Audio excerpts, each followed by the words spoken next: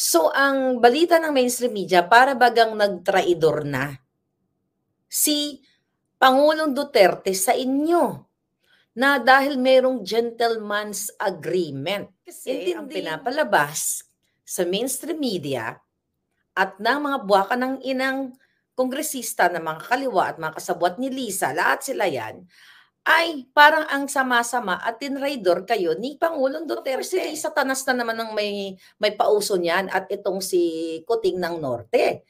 'Di ba? Mga katarantaduhan nila yan mga palangga para linlangin kayo. Ito nga mga kababayan, bago natin ituloy ang video na ito, kung bago ka lang sa aking YouTube channel baka pwede makahingi ng like at subscribe at click mo na rin ang notification bell para updated ka sa aking nilalabas na bagong video. Salamat po.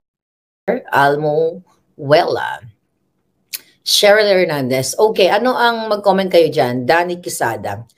So, ina-highlight ngayon ng mainstream media ang statement ni Harry Roque, ni dating spokesperson ni Pangulong Duterte, na si Harry Roque, tungkol nga dito sa nasabing gentleman's agreement. Okay? So, ang balita ng mainstream media, para bagang nagtraidor na si Pangulong Duterte sa inyo na dahil merong gentleman's agreement. Intindihin muna natin kung ano ba itong sinasabi ni Harry Roque, ni Spokes Roque, na gentleman's agreement. Kasi ang pinapalabas sa mainstream media at ng mga buwaka ng inang kongresista na mga kaliwa at mga kasabwat ni Lisa, lahat sila yan, ay parang ang sama-sama at tinraidor kayo ni Pangulong Duterte. Kaya dapat manood kayo sa vlog ko dahil dito buboljakin natin ang kanilang mga kasinungalingan. Pero basahin muna natin itong kasinungalingan ni Franz Castro, okay? Sabi dito ng Hitad, ayan, tingnan mo ha, pakita ko sa inyo headline. Okay? Gentleman's agreement ni Digong sa China. Nakakabahala, binira, mga ganon. So, ito mga headline nito, ito tinatawag na sensationalism sa journalism. Okay? Nakakagalit na may mga dati tayong opisyalis na ganito na halos ibenta ang Pilipinas. Oh, mga ganon. Diba? Sumusobra na talaga ang China. Grabe, sa ginagawang harassment. Kaya naman nananawagan kami sa House leadership na isa lang na sa pagdinig sa ang House Resolution 1216 para ipatawag si Attorney Roque. Ganyan-ganyan. Kasi yun ang sabi ni Franz Castro. So ngayon, mga kababayan, okay, cool tayo try to be cool. Basahin ko pa yung isang article para boljakin natin. Din to, ABS-CBN. Okay, National Security Officials dares Roque to explain alleged deal between Duterte admin. Alleged deal. Para bang mayroong silent deal na parang nakinabang si Duterte. At later sa ating vlog, malalaman nyo kung sino ang nakinabang dito sa gentleman's agreement na ito. O, kita mo. Well, dito tayo kukuha ng statement kay Spokes Roque. Sinabi niya sa interview niya na sabi niya dito, nagkaroon kasi ng gentleman's agreement during the time ni Pangulong Duterte between China and the Philippines. Ito'y oral sa panahon ni Presidente Duterte na ang parehong panig, ang China at Pilipinas, ay respetuhin ang status quo. Okay, status quo. Ibig sabihin, kung ano yung naroon na, walang dagdag, walang bawas. So sabi niya, dumating yung Chinese premier ng panahon ni President Duterte at dumating din si President Xi mismo sa Pilipinas. So maraming pagkakataon talaga na nagkapulong din hindi lang ang ambassador, hindi lang sa foreign minister, kung hindi sa premier at kay President Xi dito sa Pilipinas, sa China, at sa iba pang mga venue.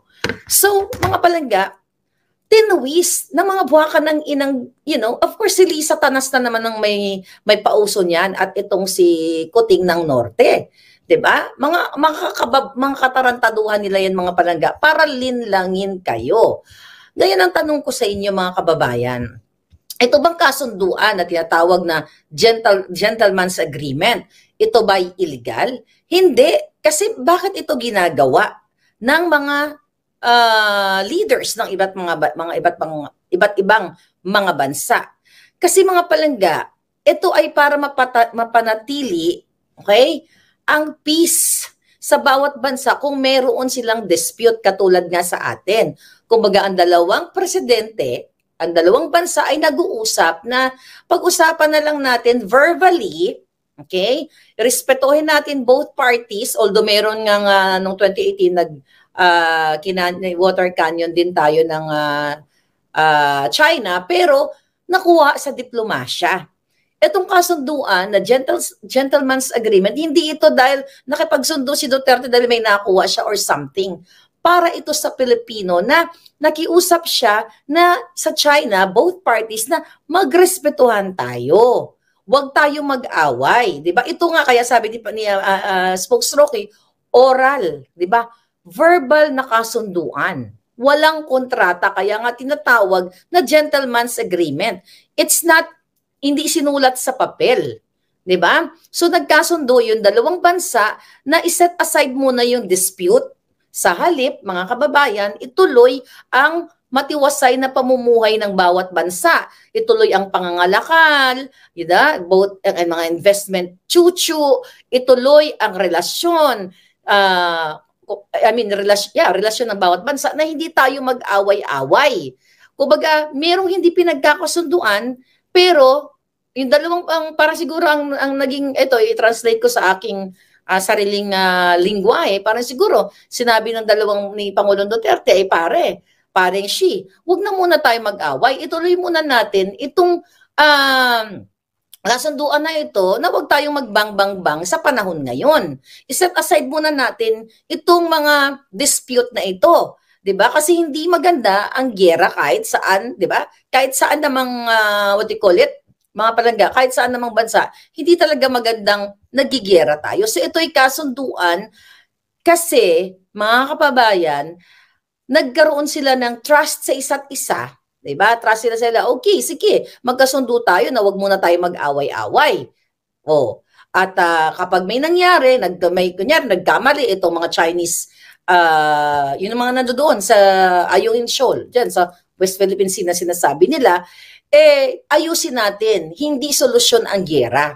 'Di ba? So yun ibig sabihin ng gentleman's agreement na pinag-uusapan ng dalawang partido o dalawa, tatlo, apat na partido,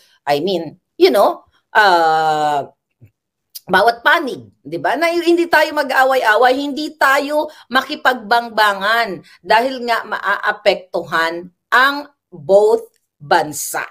So hindi dahil ibinenta tayo ni Duterte, ipinagkanulo tayo sa China. 'Di ba? Kaya nga yung sinasabi doon sa balita na yung status quo agreement na sinabi ni pangalan nito ni Spokesrocky, mga palangga, temporarily. Kinausap ni Duterte, pwede ba? Ito, word ko to ha. Ito yung pagkakaintindi ko doon sa sinabi ni Spokesrocky, pwede ba? President Xi, eto muna, wag na muna tayong magbang, my word, diba? Magbang-bang-bang. So let's just maintain peace right now with what's going on sa situation na yan kasi both parties ayaw pumayag ng China na sa kanila yung particular na na nasa atin, 'di ba? Tapos ayaw din natin pumayag kasi nagki-claim tayo, both parties, both countries nagki-claim. So dahil mainit, nagbabanggaan yung dalawang parties, anong gusto mo? Ito yung gusto ni Kuti ngayon. Girahin na lang natin. So kaya nagkaroon ng gentleman's agreement na kapagsundo ang ating Pangulo na iset aside muna itong dispute, itong pinag-uusapan nating area na ito, di ba? So kaya nagkaroon nga itong sinasabi ni Spokesrocky na status ko to resolve temporarily the problem. Not to bang-bang-bang para magdanak ng mga pula-pula dyan sa Pilipinas. Kumbaga, let's just right now, sige ba, pwede, di ba, ganon sa mga tayo, pag nag-aaway tayo mga mag-asawa, pwede wag na tayo mag-aaway muna. Kasi pareho, yung isa may point. Pareho tayong may point. Anong gusto nyo? Magbabangbangan tayo? Di ba ganon? Kahit sa magkapatid, kahit sa pamilya, may mga ron kayo mga disgusto, mayroon kayo mga dispute, let's say sa lupa, o nag-uusap kayo kaysa magpatayan tayo, pag-usapan na lang natin to. Let's just set aside the problem right now. Let's just focus kung ano. Kasi ayaw magkasundo eh. Di ba? Ayaw natin magkasundo, ayaw natin mag-usap. Ayaw mo pumayag na itong, let's say, magbibigay lang ako ng basic example. 4 kayong magkapatid. Itong lupang ito, pinag-aawayan ninyo. Yung isa ayaw pumayag kasi ganito, ganon. Yung isa mainit, gustong patayin yung isang kapatid. As a brother, a sister, di ba, pakakalmahin mo yung kapatid mo. Brother, wag mo na tayo mag-away, lupa ito, di ba? Pag-usapan na lang natin pag malalamig na yung ulo natin o kapag nag-settle tayo sa isang kasunduan o legal man yan later, desisyon na, o sige, tigwa 1/4 tayo sa 4 kayo kasi yung isa ayaw niya ng 1/4 kasi siya daw yung bunso. O gusto niya 1/3 sa kanya. Mga ganon. So, it's the same thing na ginawa ni Pangulong Duterte kaya nagkaroon ng gentleman's agreement, mga palangga. Nakipagkasundo siya.